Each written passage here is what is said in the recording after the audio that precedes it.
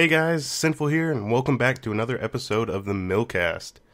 This is a series where I talk about MilSim related things as well as other topics, that may come up. If you'd like to ask me a question, you can comment below and reach me on Facebook as well as Twitter.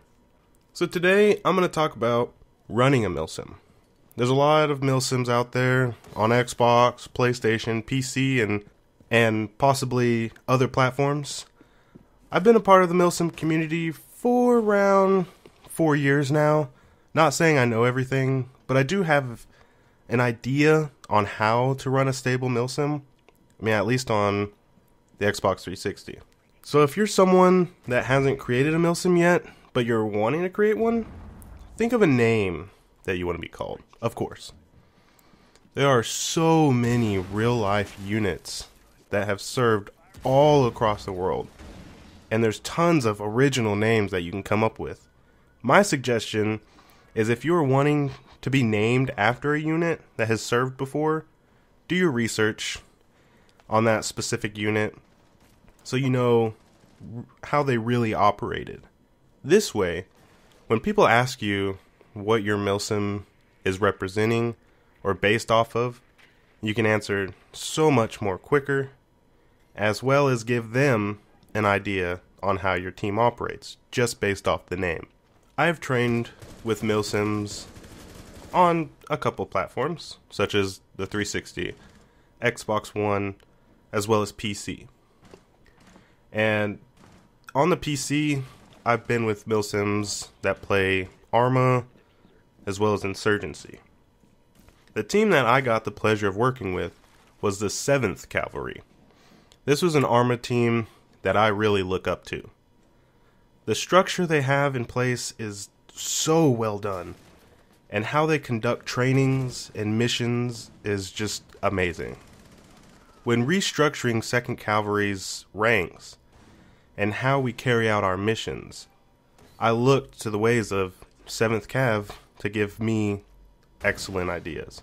And that brings me to my next topic, which is rankings in the MilSim. When creating a MilSim, you need to set people in leadership positions such as officers. These people should be very trustworthy and have proven themselves before to be reliable and helpful.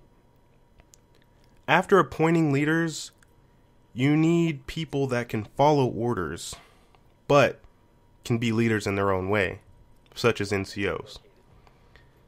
These people should be trustworthy, as well as they need the aspects of leadership and discipline. An NCO should be someone that can hold the trust of the troops that follow behind him. They need to be people that have plenty of experience on the field, as well as having relations with people underneath them. Promotions. A topic that is a bit fishy. Different MilSims promote their members differently. 2nd Cavalry does promotions based off experience and performance. The experience part is how long they've been in the MilSim, as well as how long they've been their current rank. The performance part is pretty self-explanatory, pretty much meaning how they do in all aspects of the MilSim. In the far past, we used to rank members up based on of performance on one operation solely. So, for example, Johnny could do really, really good in one operation and boom, get their promotion, but can do amateur at best in a different operation, but they get to keep their rank, since it would be pretty wrong to demote them based off of the performance of a single operation.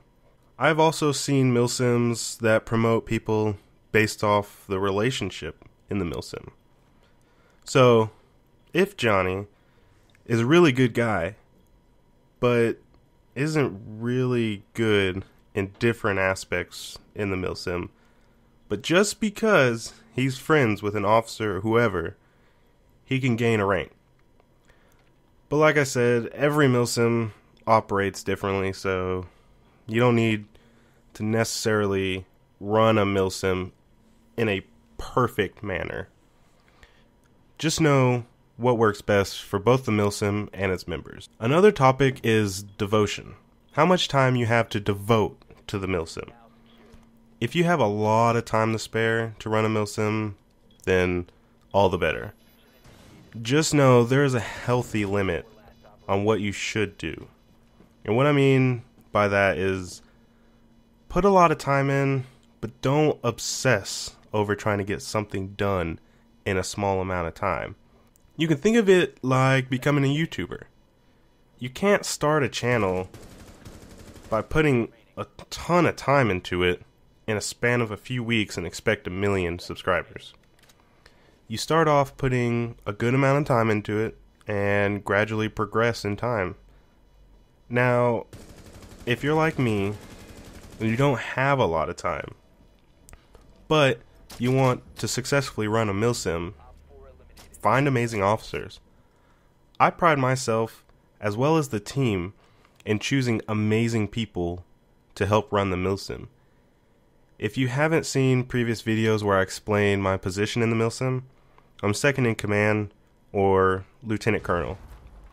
My main objective is to make sure all the officers have all the resources they need and provide guidance for them. I also work alongside officers and NCOs to come up with new trainings, documents, and other stuff benefiting the team. If you're away from the team more than you'd like, find good methods of communication. I have all of my officers' phone numbers so that I can send out group messages or contact them one-on-one whenever needed. 2nd Cavalry also has a Facebook page where we can discuss things about the MilSim as well as inform people who are offline that will be either doing trainings or in operation soon. In summary, having a good name is great for your team, so that other people as well as your team understands how you operate and what you're based off of. Giving the appropriate rank to members is very important, so that you can maintain a structured MilSim as well as give people something to look forward to when joining your team. Having well-qualified officers to run your team is very crucial at all times to provide a well-oiled and more enjoyable MilSim for everybody. Also, communication is key when running a MilSim. If there's no communication, then you can't throw your ideas around, as well as get important information to the team and from the team.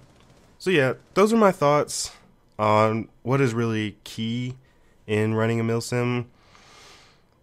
And they're all my opinion, and I know certain MilSims run a certain way. There's probably some things that I missed in the video, so if you think I missed the topic, just let me know, and I can possibly just make a part 2 to this video. But if you have any questions about anything, say it in the comment section below, and I'll be more than happy to answer it. If you enjoyed, smack that like button, and if you haven't already, smash that subscribe button. Thanks guys, I'm out. Have a good one.